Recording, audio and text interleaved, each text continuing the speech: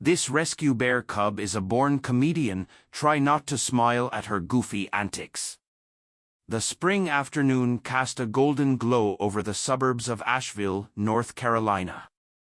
The air carried the sweet scent of blooming dogwoods and the gentle chirping of birds returning from their winter migration. Logan Jenkins, a lanky 12-year-old with curious eyes and a mop of unruly brown hair, had wandered farther into the woods than usual. His parents had always cautioned him about venturing too deep into the forest that bordered their backyard, but Logan felt a strange pull that day, a feeling that something important awaited him.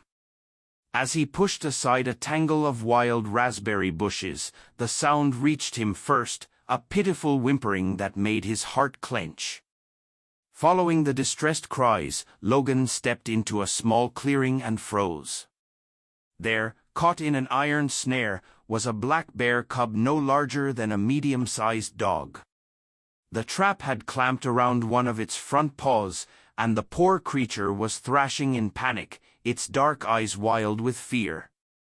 "Hey there," Logan whispered, kneeling at a safe distance. The bear cub jerked its head toward him, baring tiny teeth in a desperate attempt to appear threatening, but Logan could see the terror behind the display. The cub was skinny, likely separated from its mother for some time and now trapped in this cruel device. Logan remembered what his science teacher had said about wild animals: they were unpredictable when frightened, even the young ones. But he couldn't just leave the cub to suffer. Settling cross-legged on the ground several yards away, Logan began to sing softly a nursery rhyme his mother had taught him when he was small. "Hush, little baby, don't say a word." The gentle melody seemed to float on the spring breeze. The cub's frantic movements gradually slowed, its eyes still fixed on Logan but with curiosity now mingling with fear. "I'm going to help you," Logan said between verses, his voice steady despite his racing heart. "But I need my dad for that." Keeping his movements slow and deliberate, Logan pulled out his phone and texted his father, "Dad, I need you in the woods behind our house. Follow the path past the big oak. Please come alone. It's an emergency." Jack Jenkins was in the middle of repairing a kitchen cabinet when his phone buzzed. Reading his son's message, his stomach dropped. Jack had always been protective of Logan, especially since his wife's passing 3 years ago. The thought of his son alone in the woods with some unspecified emergency sent a chill through him. Grabbing his tool belt, which contained a multi-tool that might come in handy, Jack rushed out the back door and into the forest. He found the oak tree Logan had mentioned and followed the faint trail beyond it, calling out his son's name in a hushed, urgent voice. "Over here, Dad," came the reply, and Jack pushed through the underbrush to find Logan sitting calmly on the forest floor, singing softly. Jack's breath caught, a bear cub, trapped in a snare. "Logan!" Jack hissed, fighting the urge to rush forward and snatch his son away from the wild animal. "Get back from there right now." Logan turned, his eyes meeting his father's with a pleading look. "Dad, he's hurt.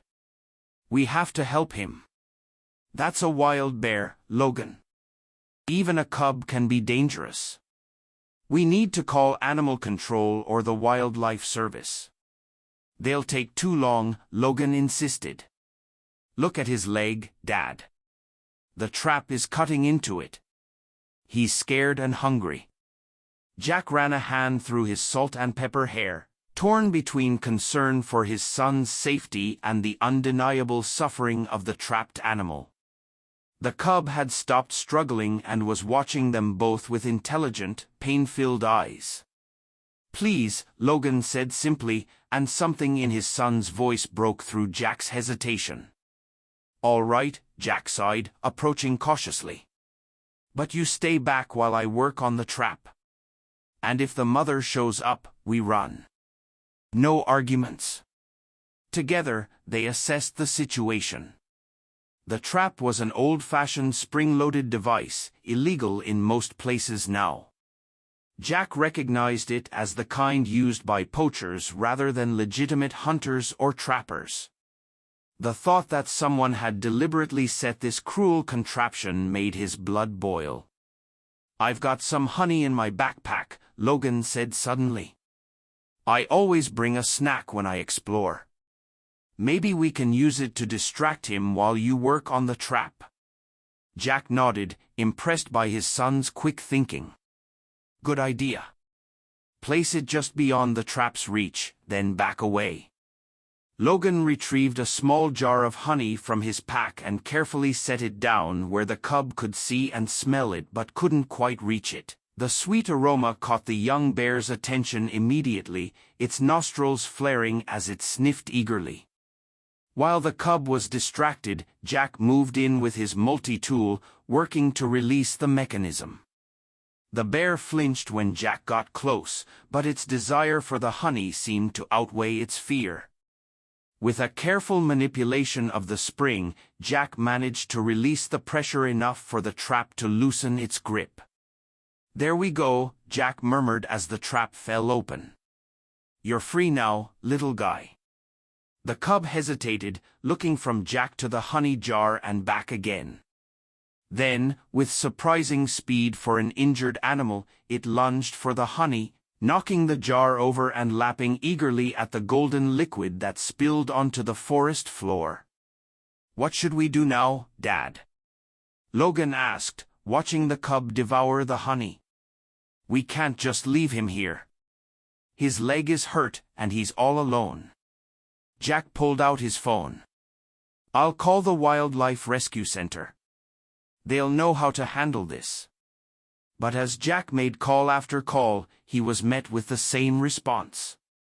They were either understaffed, underfunded, or unwilling to take in a bear cub.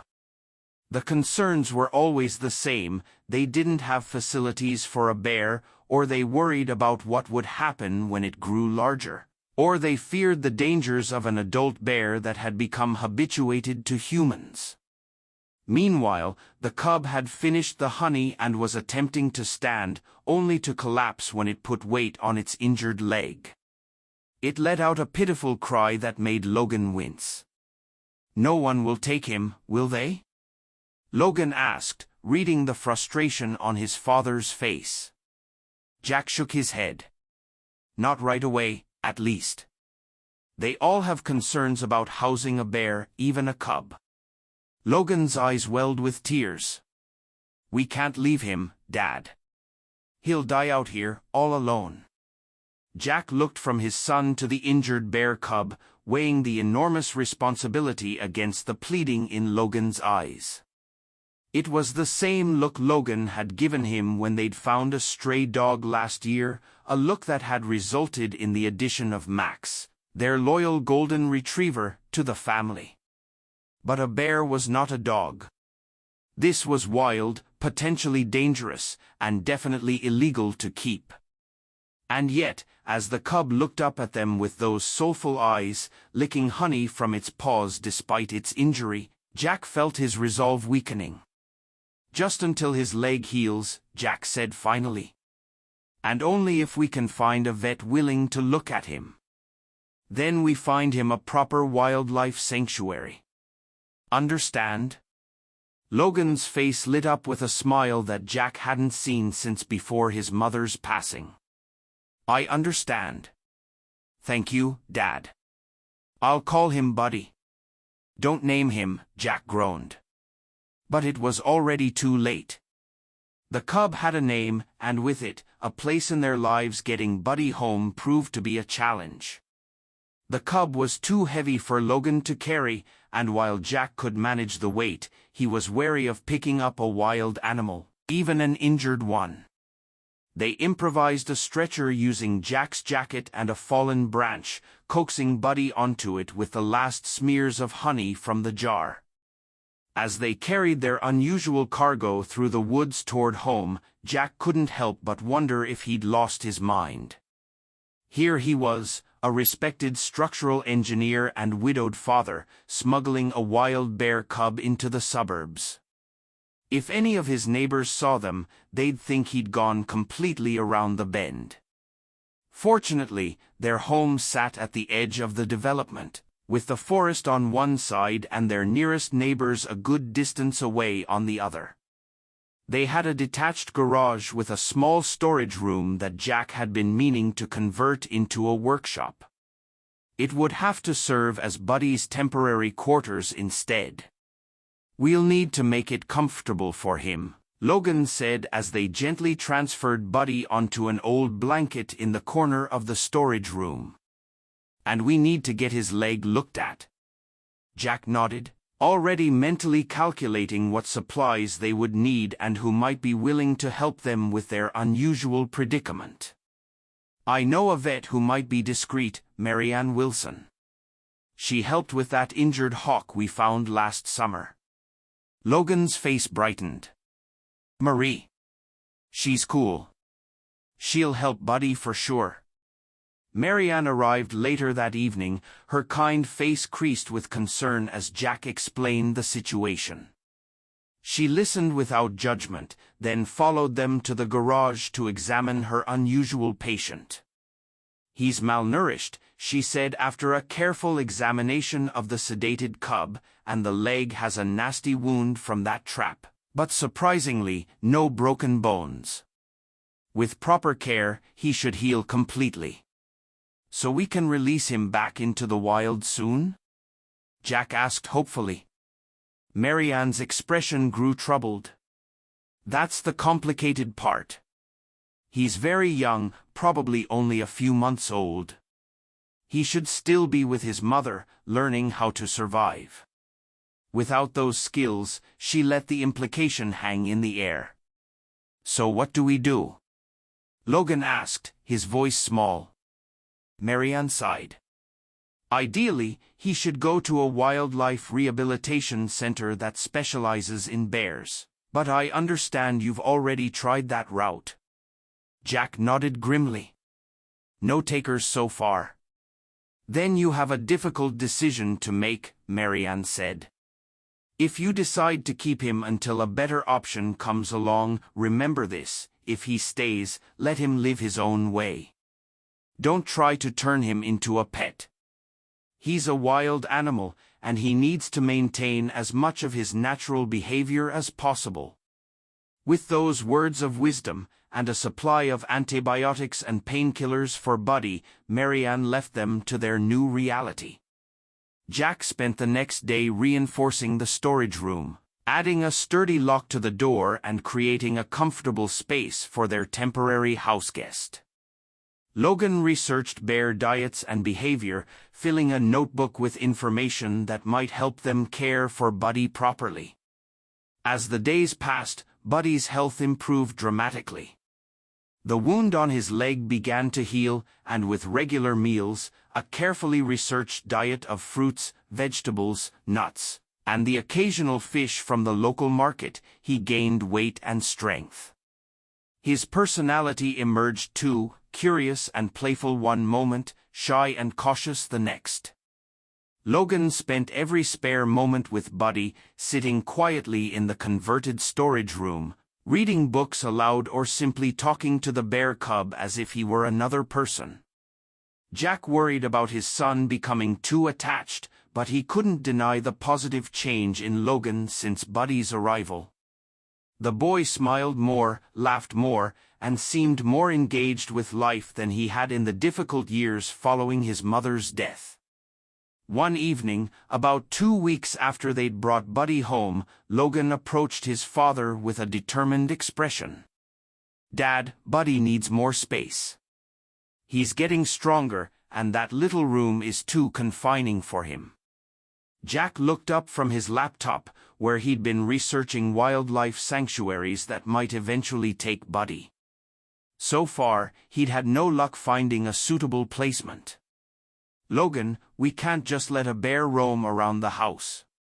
"Not the whole house," Logan clarified, "but maybe we could let him into the fenced backyard sometimes, under supervision, of course." And we could bear-proof the fence to make sure he can't get out. Jack considered the request. Their backyard was spacious and private, bordered by the forest on one side and tall privacy fencing on the others. With some modifications, it could be made secure enough for Buddy to have some outdoor time. "All right," he conceded. "But we'll need to reinforce the fence first. And one of us has to be with him at all times when he's outside." Logan's face broke into a wide grin. "Thanks, Dad. Buddy will be so happy."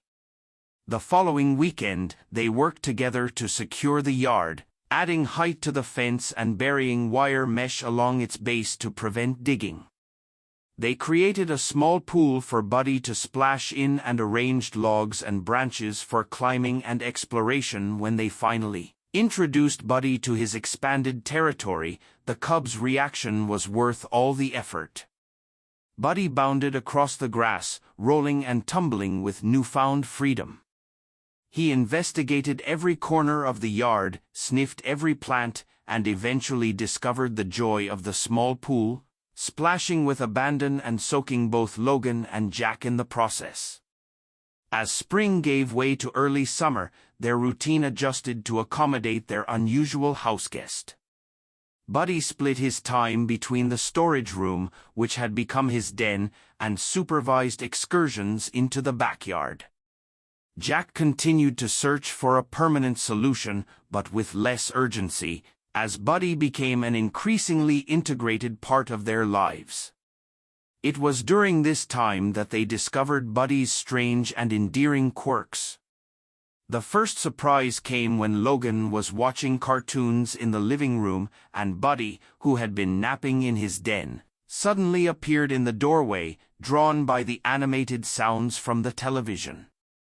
Logan froze, uncertain how his father would react to finding Buddy inside the house, but Buddy solved that dilemma by padding across the room and sitting directly in front of the TV, his head tilted in fascination as animated animals cavorted across the screen.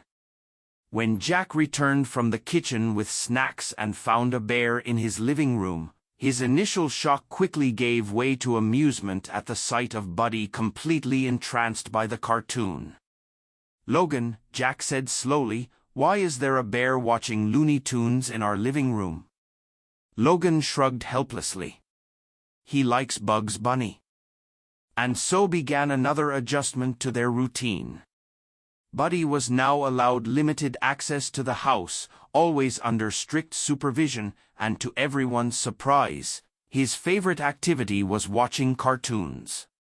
He would sit for hours, eyes glued to the screen, ears twitching at the sounds. Sometimes he would even fumble behind the TV, searching for the animals he saw on screen, scratching at the wall in frustration when he couldn't find them, sending Logan and Jack into fits of laughter. The kitchen became another source of unexpected joy. Jack had always loved cooking, turning meal preparation into silly musical performances that had once delighted his wife and continued to entertain Logan. With Buddy as a new audience member, these performances reached new heights of absurdity. Jack would grab pots and pans, using them as impromptu instruments while dancing around the kitchen and singing made-up songs about whatever he was cooking. To their amazement, Buddy seemed to appreciate the show. He would jump onto the kitchen table despite Jack's half-hearted objections, stand upright on his hind legs, raise his front paws, and sway in rhythm, tilting his head as if keeping time with the music. "Ladies and gentlemen," Jack announced one evening, wielding a wooden spoon like a microphone, "for tonight's performance, I am joined by the amazing, the spectacular, the one and only Buddy Bear on cue." Buddy rose onto his hind legs and swayed, his furry face looking so serious that Logan collapsed in helpless giggles. Their kitchen had transformed into a stage, and every meal preparation became a family show starring Jack and his unlikely co-star. Even private moments weren't safe from Buddy's curious nature. Jack discovered this one morning when he went to use the bathroom and found himself with an unexpected audience.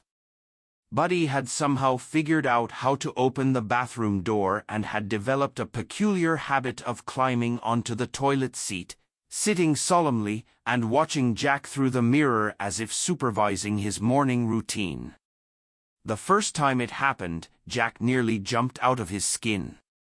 "Buddy, privacy, please," he sputtered, trying to shoo the bear out, but Buddy merely tilted his head, clearly confused by Jack's objection to his presence. The situation reached peak absurdity when Jack reached for the toilet paper one morning, only to have Buddy snatch the roll and dash from the bathroom. Jack found himself calling for Logan's help as Buddy raced through the house trailing toilet paper, creating a chaotic mess that was both frustrating and hilarious. "Your bear," Jack said with mock sternness when they finally cornered Buddy, "needs etiquette lessons." Logan dissolved into laughter. "Sorry, Dad. I think he thinks it's a game." But beyond these comical moments, there were deeper connections forming. Buddy's affection for Logan and Jack manifested in unexpected and touching ways. One afternoon, Logan was sprawled on the couch pretending to faint during a game of superheroes.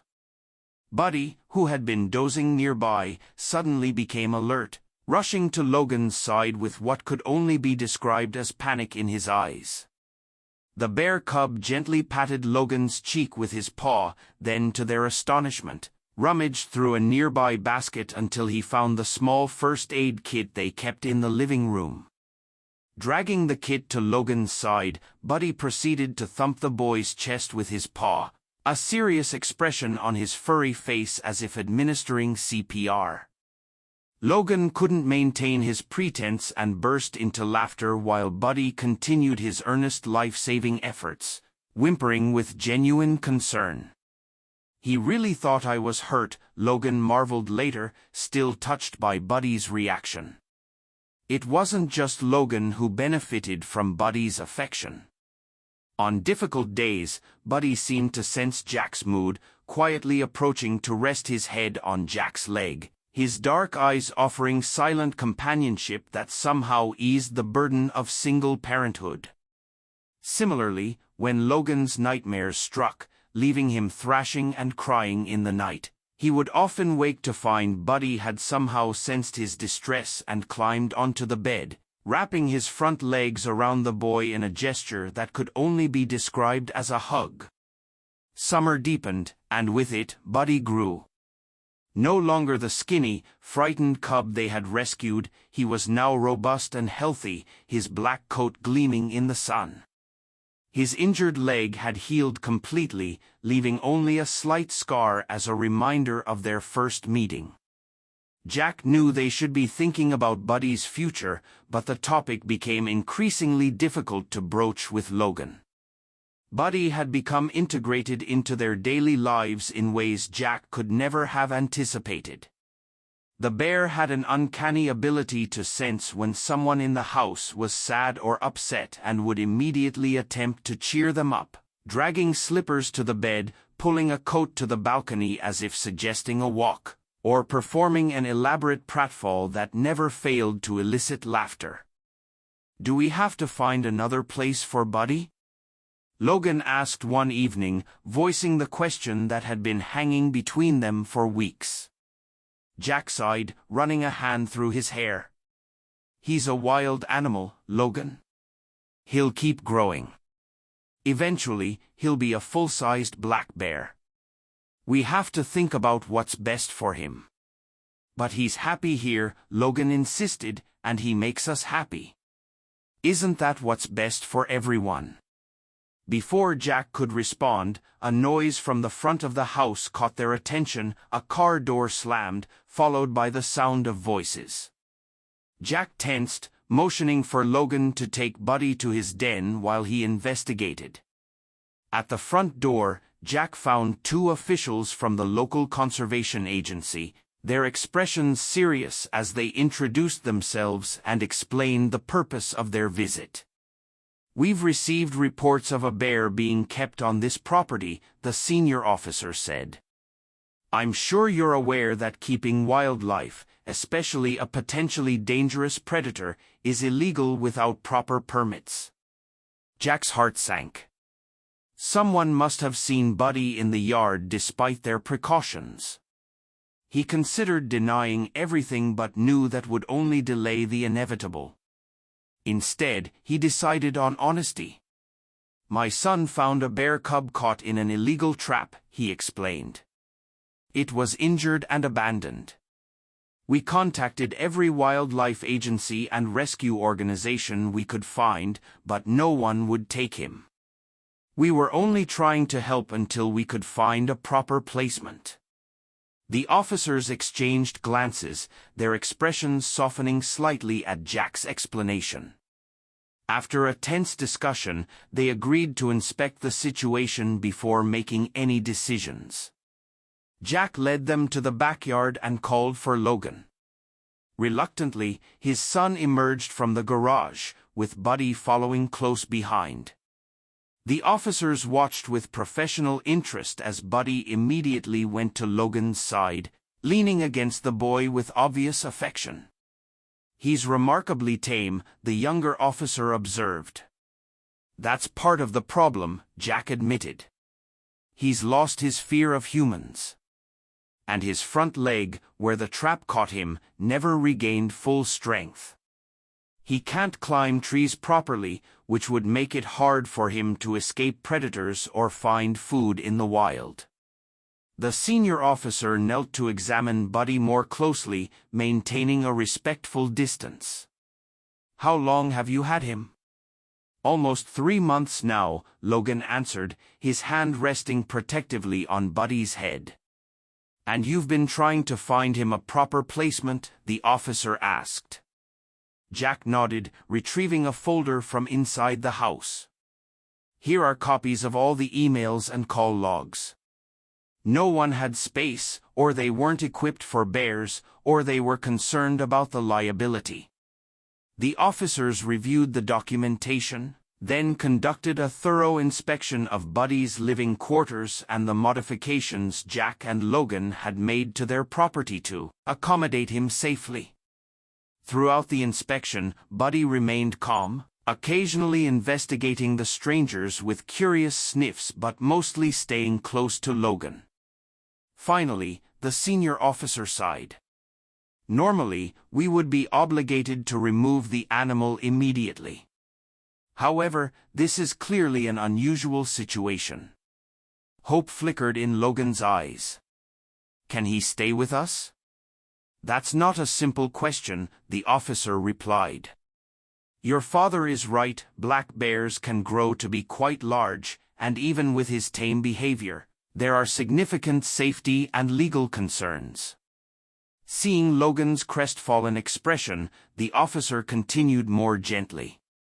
"But it's also true that this bear has clearly formed attachments to your family, and you've made significant efforts to provide appropriate care.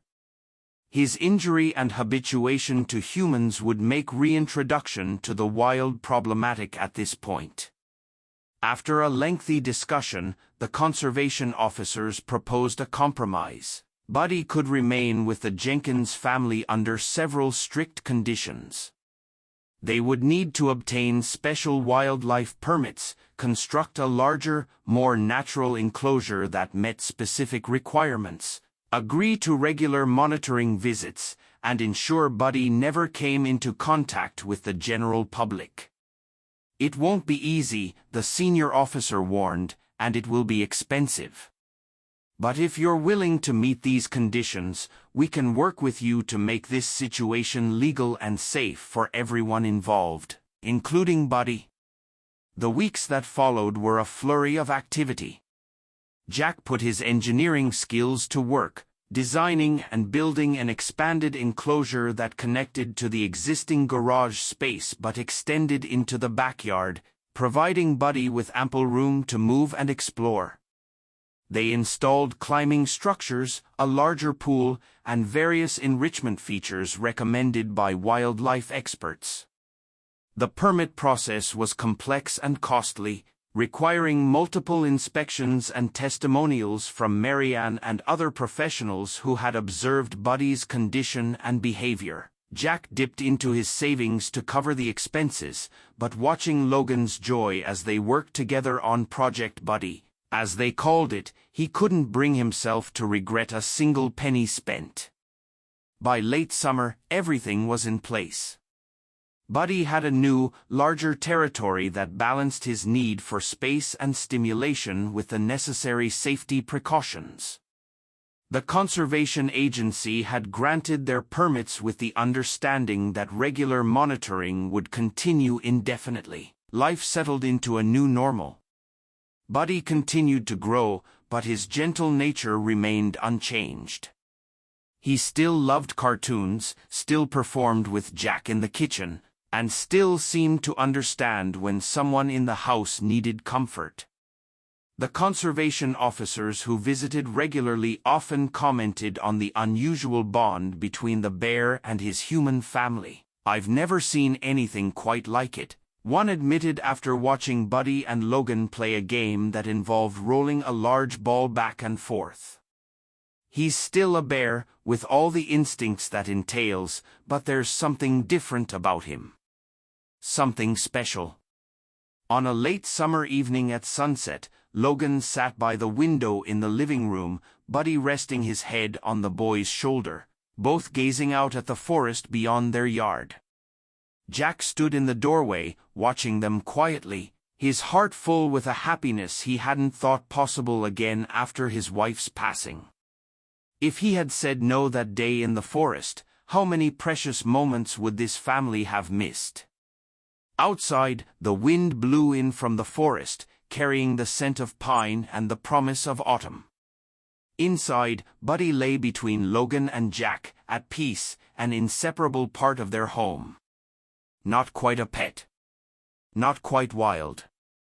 But something uniquely their own, a reminder that family comes in many forms, and that sometimes, the most unexpected additions bring the greatest blessings.